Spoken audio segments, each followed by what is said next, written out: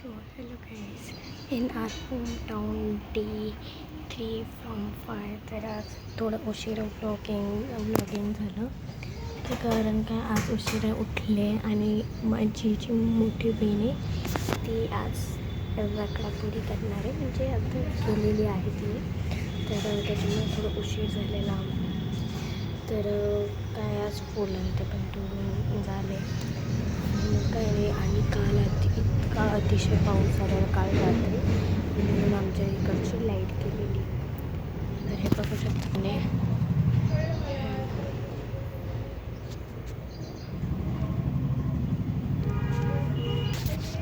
किती ऊन आहे तुम्ही बघू शकता. तर मी तुम्हाला खूप दिवस झालेत मी तुम्हाला आमचा डॉग नाही दाखवलेला. तो जर्मन शेफर्ड आहे आणि आम्ही त्याचं नाव टायसन ठेवलेलं आहे. आता आपण बघूया. तर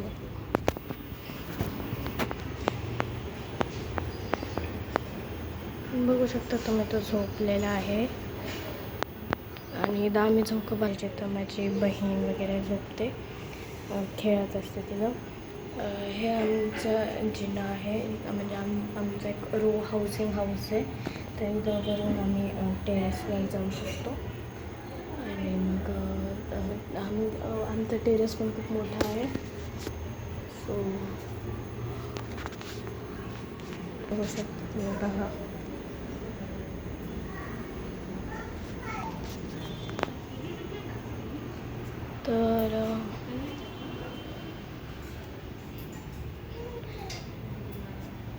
तर आज इथं पुदिना आहे. तर मला म्हणजे रगडापुरीसाठी चटणी करायची होती, म्हणून आम्ही पुदिना तोडला आहे अर्धा.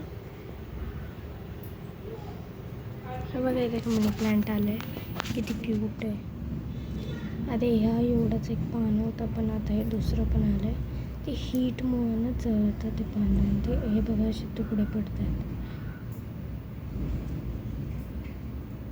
आणि जास्त पाणी घातल्याने पण झाड मरून जातात ना.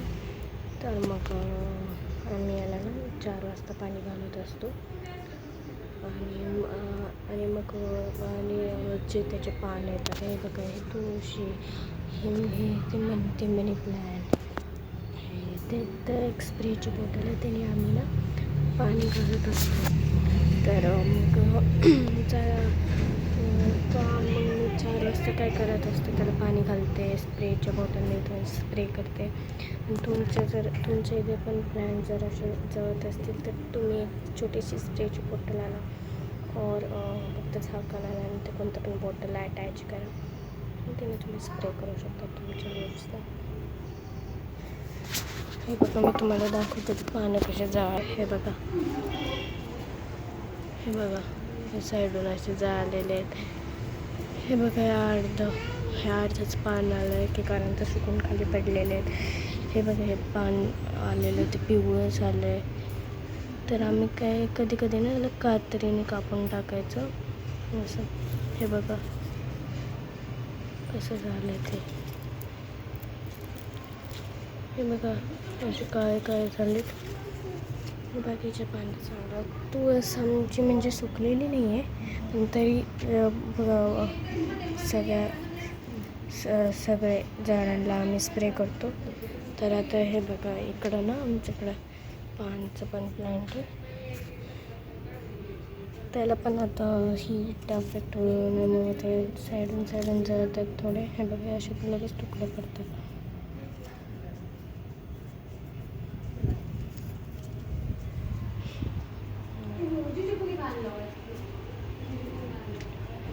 आणि तुम्ही मनी प्लांटला असं सपोर्ट द्या, और जर सपोर्टच नसेल तुम्हाला तर एक अशी अशी खिडकीला वगैरे अशी दोरी बांधून ठेवा, म्हणजे त्याच्या सपोर्टने ते वर चढू शकतं जर तुमच्याकडे अशा काड्या नसतील तर. हे लांब तर झालं आहे, पण पानं खूप कमी आहे तिथं मध्ये, ते जळतात म्हणून. हे बघा इकडचे पानं, हे बघ. तर रगडापुरीची जी रेसिपी ती मी तुम्हाला नक्कीच शेअर करणार आहे यूट्यूबवर. तर त्याच्यासाठी तुम्ही कंटिन्यू करा. तर आजचा ब्लॉग इथेच कमी होतो. आणि जर तुमचे प्लॅन्स जर असे होत असतील आणि तुम्हाला जर टिप्स पाहिजे असतील त्याचा एक कमेंटमध्ये मला सांगा, तर मी त्याचा एक सेपरेट व्हिडिओ घेऊन येईन. Bye bye.